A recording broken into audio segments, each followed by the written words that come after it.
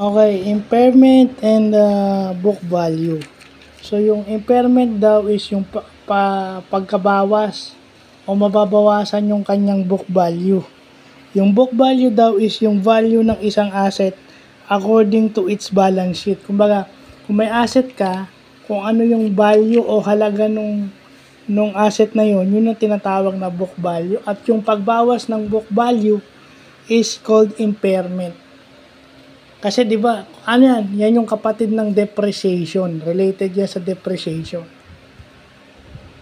So yung pagbawas ng book value is called impairment sa accounting.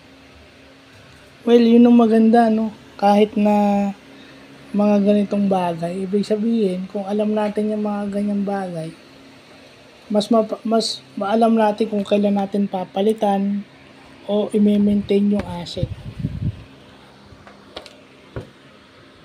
So,